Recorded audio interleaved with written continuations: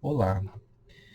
Na aula de hoje, nós vamos conhecer todos os conjuntos numéricos até os números reais. Então, nós vamos estudar os conjuntos dos números naturais, o conjunto dos números inteiros, o conjunto dos números racionais, irracionais e reais, ok? Nesta ordem.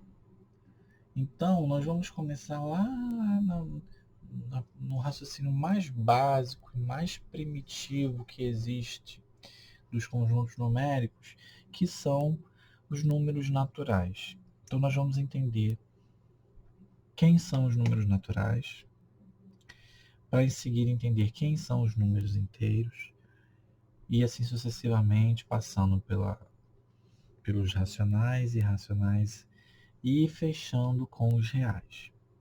Sim? Bom, então para começar, é importante que frisamos que os conjuntos numéricos são conjuntos cujos elementos são números. Sim? Já foi estudado até aqui todos os tipos de conjuntos, todos os tipos mais básicos de conjuntos e seus exemplos. Agora, nós vamos aplicar todo esse conceito de conjunto, de teoria básica dos conjuntos aqui. Vamos lá?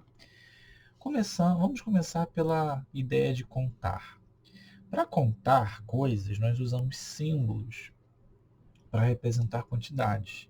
Em especial aqui, eu tive o cuidado de colocarmos as quantidades dos primeiros símbolos das contagens, né? 1, 2, 3, 4. Um lápis, 2 garrafas, 3 cadernos, 4 livros. Para cada quantidade aqui mostrada, existe um símbolo, correto? Então, existe o símbolo número 1, o símbolo 2, que representa a quantidade 2, o 3, o 4 e assim sucessivamente. Bom, o que nós temos aqui já é um rascunho de um registro de um conjunto, coleção de coisas, de objetos, ok? Bom, aqui nós temos a representação de conjuntos enumerados elementos a elementos, não é? Bom, aqui nós temos o símbolo do conjunto dos números naturais e aqui discriminado os números naturais. 0, 1, 2, 3, 4, 5, 6, 7 e por aí vai, ok? Nós estamos vendo aqui já uma representação de um subconjunto, ok? De um subconjunto dos números naturais. Quando aparece esse asterístico, né, do lado direito superior do símbolo, esse símbolo de asterisco significa que ele está excluindo o zero do seu conjunto, ok? É notório, né? Só o n tem o zero, 1, 2, 3, por aí vai. O n com asterisco começa no 1. E aí nós temos os demais subconjuntos possíveis. Existem outros, vários outros, ok? Que a gente pode definir, mas aqui são os mais importantes, tá? Os não nulos, ou seja, sempre que aparecer essa expressão não nulo, a gente, de novo, exclui o zero, ok? Aqui nós temos outro conjunto, que é o subconjunto, que é o conjunto dos números naturais pares, tá? 2, 4, 6, 8 e todo número da forma 2n, onde o n é um número natural, ok? E aqui também, ó, conjunto dos números ímpares, 1, 3, 5, 7, 9, 2n mais 1, onde n também é um número natural, ok? É importante que vocês entendam, só para critério de curiosidade, o que significa 2n e 2n mais 1. Todo número par é da forma 2n. Okay? Se você pegar o número 10, por exemplo, você consegue escrever como 2 vezes 5. E qualquer número par que você pegar, você consegue escrever dessa forma. E 2n mais 1 também. só que para ímpar, né? Todo número par é um sucessor de número ímpar, por exemplo. E todo número ímpar é sucessor de número par, vice-versa. Mas no caso do ímpar, todo número ímpar é um sucessor de um número par, não é? Perdão. Na sequência dos números naturais aqui em cima. O número ímpar é um sucessor do número par. Bom, se você observar aqui, esse rapaz, ele é do formato 2n, porque a gente já falou que é do número par. Agora, qual é a representação do sucessor de um número? É só você somar uma unidade. Então, se esse aqui é 2n, o seguinte é 2n mais 1. E o conjunto dos números primos também é um subconjunto dos números naturais. Né? Quem são os números primos? Né? São aqueles números que têm dois divisores. Quem são os dois divisores? O 1 e o próprio número. Então, no caso do 2, é o único número par, que é primo. O 3, o 5, né? Bom, vamos fazer uma experiência aqui rapidinho. Eu quero que vocês escolham, aí na casa de vocês, cada um assistindo nossa aula, 2 números naturais. Porque agora vocês já conhecem os números naturais. Escolham. Escolham qual 2 números naturais, ok? Eu quero que vocês somem esses 2 e multipliquem esses 2. Quero que agora vocês deem uma pausa no vídeo e façam essa experiência no caderno de vocês aí. Pausa, faz a conta e volta no vídeo. Bom, vamos lá. Depois disso, né, os números... Aí eu quero que vocês me respondam uma coisa. Os números obtidos foram números naturais? Sim ou não? Sim, correto? Vou fazer com vocês aqui. Por exemplo, eu escolhi os números 2 e 3. Quando eu somo 2 e 3, eu encontro 5. Ok, o 5 é um número natural. Quando eu multiplico 2 e 3, eu encontro 6. Ok, o 6 é um número natural.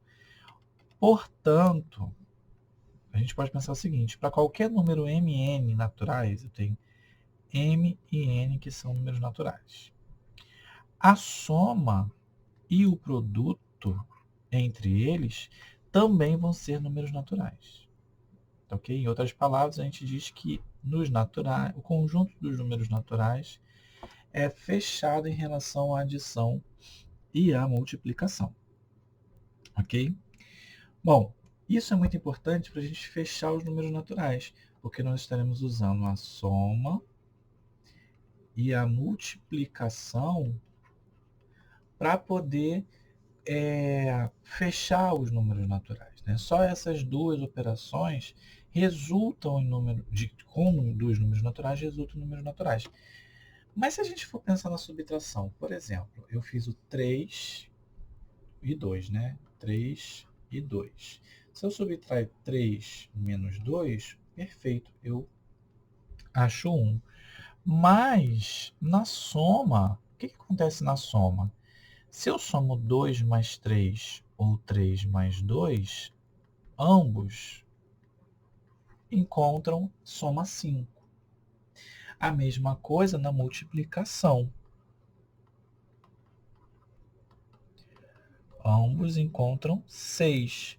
Ou seja, né, eu vou chamar de produto aqui para ficar mais fácil. A soma e o produto são comutativas. Ou seja, a ordem não importa na conta, ok?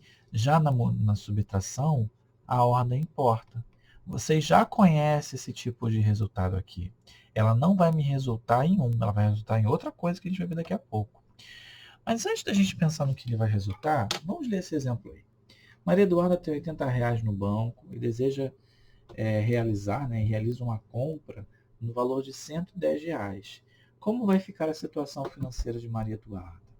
Ora, ela tem R$ 80 na conta. E aí ela quer fazer uma compra, ou seja, quer tirar dessa conta R$ 110. Como é que vai ficar o saldo? O saldo dela? Ela vai ficar com saldo positivo ou negativo?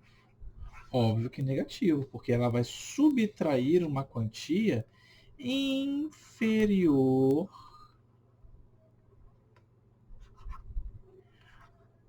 à quantia que ela tinha disponível, tinha disponível na conta, ok? Então ela vai ter um saldo inferior de quê? R$ 30. Um saldo negativo de R$ 30, ok? É esse contexto, então, que, voltando aqui, quando eu tinha 2 e tiro 3, eu vou ficar com saldo negativo de 1, que não é a mesma coisa, ok? Por esse argumento, a gente precisa, então, ampliar o conjunto dos números naturais para que as subtrações, qualquer subtração que você for fazer, o resultado de qualquer subtração dessas que você escolher, ela tem que estar num determinado conjunto, não vai estar no conjunto dos números naturais. Então, a gente vai ter que pegar o conjunto dos números naturais e ampliar de forma que você agregue os números inteiros negativos. E aí a gente vai ter o conjunto dos números inteiros. Ok? Aqui para cá, para a direita, você tem o conjunto dos números naturais já que já conhecemos. E aí eu tive que agregar o conjunto dos números inteiros negativos. Né? Note que pelo fato dos naturais estarem aqui dentro dos inteiros, os naturais estão contidos nos inteiros. Daí a gente pode escrever também que n é subconjunto de Z, ou seja, o conjunto dos números naturais é um subconjunto do conjunto dos números inteiros. Beleza? Aí você tem o diagramazinho, que nós já conhecemos, né? Só que aí você consegue enxergar o subconjunto de Z, né? N como subconjunto de Z. Né? Aqui você tem os zeros, os números positivos e os negativos aqui somente em Z. Ok? Bom, nós temos aí agora outros tipos de subconjuntos. Essa página agora, ela é só para critério de curiosidade mesmo, tá bom? Mas é importante que vocês entendam. Bom, não nulos novamente, tá? E vocês já sabem que é o asterisco que tem aqui, e você vê comparando com esse, é exatamente o que não tem o zero. Tá? Você vê que o menos 1 pula para o 1, quando o menos 1 passava pelo zero para pular para o 1. Tá? Conjunto dos números inteiros não negativos significa que ele é exatamente não negativo. Preste atenção no que ele está querendo dizer. Não negativo é quem não é negativo. Quem não é negativo? O zero e os positivos. Tá? Então, quando tiver só o mais aqui embaixo, é não negativo. Só o mais é zero e positivo. Agora, só o mais com o asterístico, o que acontece? A gente não coloca o zero. Tanto que a gente chama de estritamente positivo. O mesmo ocorre com os negativos. Quando eu coloco somente o zero, é não positivo. Quem é não positivo? É os zeros negativos. Ok? Lembrando que o zero não é positivo nem negativo, por isso que ele entra nessa brincadeira. E o conjunto dos números inteiros é estritamente negativo, ou seja, estrito, não entra o zero. Então você tem que colocar o asterisco. Algumas propriedades agora do conjunto dos números inteiros. Você tem ideia do conjunto dos números inteiros? Conjunto não. Números inteiros opostos ou simétricos, ok? É quando a sua soma dá zero. Dois números inteiros são opostos um do outro quando sua soma é zero. Gente, não tem mistério. Olha só, 2 é oposto de menos 2. E, por exemplo, menos 7 é oposto de 7. Ok? Ou seja, é só você trocar o sinal. É o mesmo número com o sinal trocado. Tá bom? Agora, para você entender melhor essa propriedade, nós vamos entender essa daqui. Módulo ou valor absoluto de um número inteiro. Essa explicaçãozinha é formal. Mas eu quero que vocês leiam essa definiçãozinha aqui depois que eu explicar para vocês de modo mais prático, que é o seguinte. O módulo de um número, por exemplo, número x, o módulo dele é representado pelo x entre as duas barras, tá ok?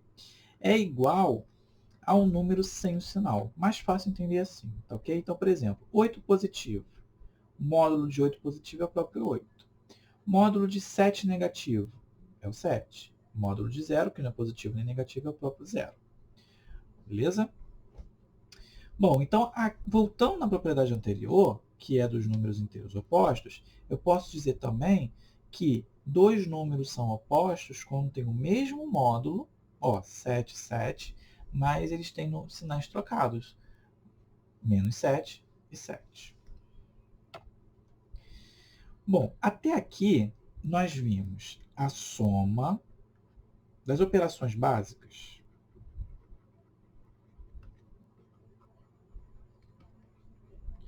Né? A gente tem a soma, a subtração, a multiplicação e a divisão. A soma e a multiplicação juntas, a gente consegue fechar o conjunto dos números naturais. Quando a gente agrega todas as possíveis subtrações, tendo como resultado possível os números negativos, a gente consegue fechar o conjunto dos números inteiros, que é o z. E ele é z porque vem da palavra número em alemão, ok? Agora, o que está faltando? Está faltando a gente discutir sobre as divisões, ok? Sobre as divisões. Ora, se eu pegar 6, que é inteiro e natural também, dividir por 3, eu encontro 2. 14 por 2, eu encontro 7. Menos 6 dividido por 3. Cuidado com a regra dos sinais. Eu consigo encontrar menos 2. No outro exemplo aqui, menos 14 dividido por menos 2, eu consigo encontrar 7. O que eu estou querendo dizer aqui? Eu estou fazendo algumas divisões entre números inteiros, ok? Que tem como resultado, né? Resultado, outro inteiro, ok? Mas isso vai acontecer sempre. Se eu pegar quaisquer dois números inteiros, eu sempre vou encontrar um número inteiro como resultado. Olha esse exemplo aí. 3 dividido por 6.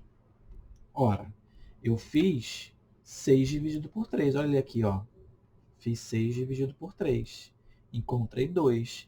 Mas não dá o mesmo resultado para 3 dividido por 6. Ou seja, a divisão, assim como a subtração, ela não é comutativa, ou seja, a ordem dos elementos da conta que isso vai se apresentar, ela vai importar, beleza? Bom, então o que a gente conclui aqui? Que nem sempre vai ter um número inteiro que seja resultado de uma divisão entre dois números inteiros. Diante disso, precisamos mais uma vez ampliar esse conjunto. E esse conjunto a gente vai chamar de conjunto dos números racionais, que é o conjunto dos quocientes entre dois números inteiros em que o divisor é diferente de zero. Observando aquela divisão 3/6, a gente pode escrever dessa forma aqui, ó, né? 3 dividido por 6 é igual a 3/6, que é um número racional, sua forma simplificada é igual a 1 meio, porque a gente dividiu, simplificou por 3. No caso do conjunto dos números racionais, essa notação aqui é muito importante, porque a gente está falando o seguinte: o conjunto dos números racionais é formado por todas as frações, onde o numerador é um número inteiro qualquer e o denominador é um número inteiro qualquer diferente de zero, porque eu não posso ter um divisor igual a zero. Ok? Eu não posso dividir nada por zero. Então, a pergunta é a seguinte: existe um número natural aqui dentro?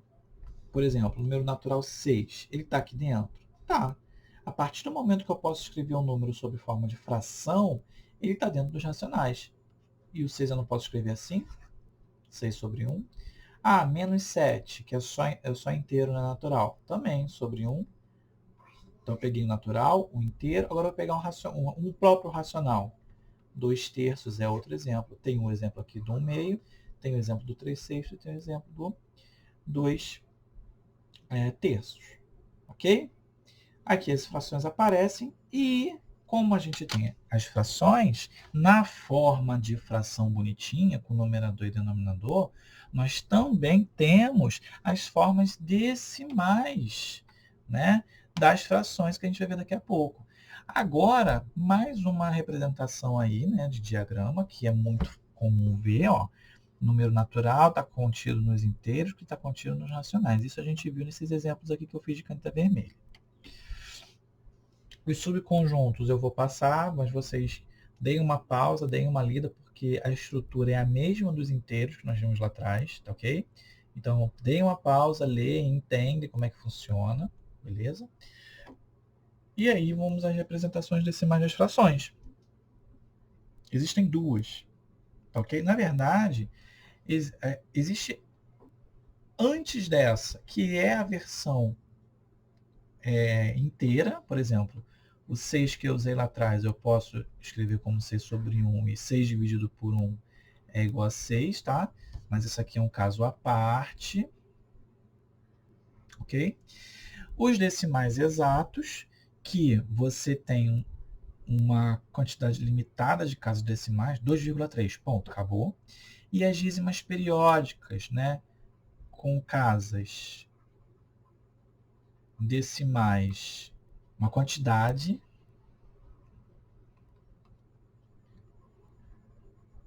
infinita de casas decimais, mas não é uma bagunça, não é aleatoriamente, tá ok? Nessas infinitas casas decimais, nós temos uns números que se repetem, umas partes, uns conjuntos de algarismos que se repetem, chamados de períodos, por isso que ela é chamada dízima periódica, ok?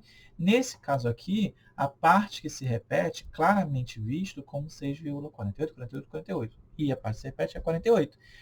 Podemos representar dessa forma ou como 6,48 barra. Essa barra está dizendo para a gente que o período é 48. Esse slide, essa página do slide, ela nos rende muitos exercícios, muita teoria, muita matemática. Por isso, eu vou disponibilizar um vídeo falando só, não, alguns vídeos, falando exclusivamente disso, desta página do slide, ok? Vamos continuar. As propriedades do conjunto, tem umas propriedades aqui do conjunto de números racionais que são muito, interessantes. A primeira e a segunda é análogo aos números inteiros, é a mesma coisa dos números inteiros. Oposto tem o mesmo módulo, módulo sem sinal, o oposto é o mesmo módulo com sinal trocado. Agora, o que é importante, o que não é menos importante, mas é novo para vocês, é o inverso de um número racional. O que é o inverso de um número racional? Ora, dois números racionais são ditos inversos um do outro quando o produto entre eles é igual a 1. Ok? Bom, como assim produto entre eles é igual a 1? Quando você multiplica um pelo outro, ele dá 1, não é? Olha só, por exemplo, 5 vezes 6 é 30. Bom, então eu encontrei um 30 aqui no numerador. E o 6 vezes 5, que também é 30, que encontrei no denominador. 30 dividido por 30, o que eu tenho? 1. Quem consegue, quem tem uma facilidade com cancelamento entre números numa multiplicação entre frações, eu poderia cancelar aqui, ó, cancelar o 5 com 5, 6 com 6, todo mundo é igual a 1, e quando você multiplica 1 por 1, divide por 1, o que eu encontro? 1. Mas tem uma maneira mais prática para reconhecer dois números racionais inversos ou para descobrir o inverso do outro. Por exemplo, vou pegar o exemplo aqui 2 terços. Quem é o inverso de 2 terços? O que a gente faz? A gente vai inverter. Como assim, Pedro? Exatamente isso, inverter. Quem está embaixo vai para cima. Quem está em cima vai para baixo. Ora, quem está em cima? O 2, então 2 vai para baixo. Quem está embaixo? O 3, então 3 vai para cima. Ou seja, 2 terços é inverso de 3 meios. Ok? Bom, a gente viu lá no penúltimo slide, vou voltar aqui rapidinho, nas dízimas periódicas, que tem uma quantidade infinita de casas decimais após a vírgula. Tá? Não precisa escrever isso, mas vocês sabem que casa decimal é após a vírgula. Bom, mas existe um tipo de número decimal com infinitas casas decimais, onde isso aqui não acontece. Ou seja, o que é isso aqui? O período, a periodicidade, a repetição de elementos não acontece. Mas isso é estranho, né? Porque quando você tem as dízimas periódicas, você sabe, por exemplo, aqui eu tenho 6 algarismos, 6 casas a partir da vírgula. Eu sei qual vai ser a 100ª casa, porque isso aqui vai se repetir. Agora, quando você não tem essa repetição, você não sabe quem vai estar lá na frente. E essa incógnita, né, essa representação infinita, enigmática, né, ela traz um novo tipo de conjunto, ok? E dessa vez, né, eles existem, lógico, mas não são os números racionais. Então a gente vai ter que criar um outro tipo de conjunto. Não vai ser um conjunto que vai ser agregado, né, que vai ampliar os racionais, assim como a gente ampliou os naturais para os inteiros e dos inteiros para os racionais. Não. Nesse caso, nós vamos criar um outro conjunto só com esses números, entendeu? Só com esses números que tem essa propriedade, ter infinitas casas decimais após a vírgula que não sejam periódicas. Pode ser negativo ou positivo, tá? Mas que elas não são periódicas. Né? Um carnaval, né? Vamos brincar assim, um carnaval depois. Esses números são chamados de números irracionais, né? É quando eles não são racionais. Quando eles não são racionais, eles são irracionais. Bom, números decimais que possuem representações infinitas não periódicas. É o que nós falamos. Vocês têm alguns exemplos, tá ok? 0, um monte de número bagunçado, 1, um monte de número bagunçado, apesar de ter uma lógica, né? 20, 30, 40, 50, 60, 7, mas nada me garante, só tendo essas reticências, que o próximo algarismo seja 0 e o seguinte seja 8. Nada me garante, ok?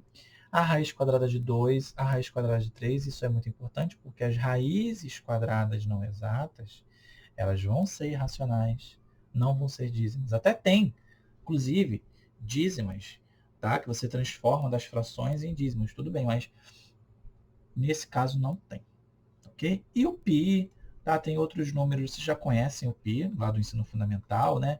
O φ, que eu vou apresentar para vocês mais para frente, né? O E que vocês vão usar, perdão, o E que a gente usa é assim, que vocês vão usar no ano que vem no curso de logaritmos e tal, e blá, blá, ok? São esses números irracionais importantes, que a gente vai ter uma outra discussão nas aulas presenciais do governo do estado do Rio de Janeiro aí, no Colégio Xalabó.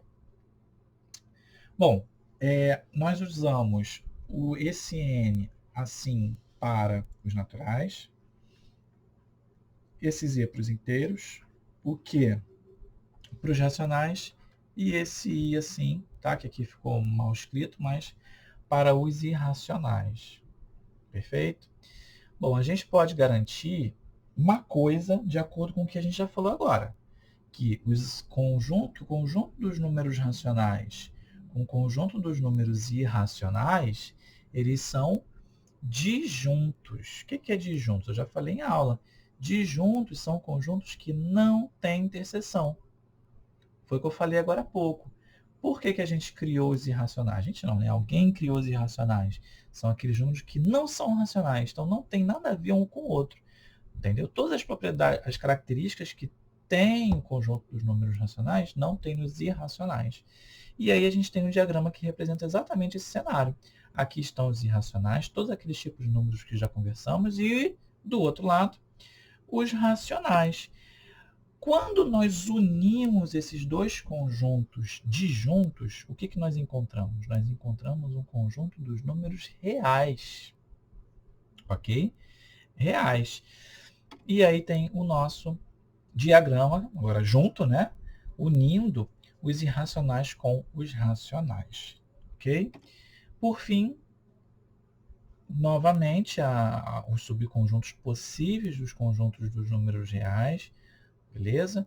Conjunto dos reais não nulos, quando você tira o zero, dos reais não negativos, quando você só tem os zeros positivos, estritamente positivos, quando você só tem os positivos, os inteiros não positivos, quando você não tem os positivos, e quando você tem o negativo, que além de não ter os positivos, também não tem o zero. Eu espero que, apesar de ter sido corrido, tenha sido esclarecedor e dinâmico. Se vocês tiverem alguma dúvida em alguma parte do vídeo, retornem nela, voltem, porque, mais uma vez, eu digo a todos vocês, meus alunos, a vantagem do curso, da aula ser gravada, é que vocês têm liberdade de voltar e rever a minha fala em outros momentos, né? Enfim, ela está disponível aí nesse link que vocês clicaram para poder assistir. Quando vocês quiserem assistir novamente, só voltar aqui. Espero que tenham gostado e até a próxima vez.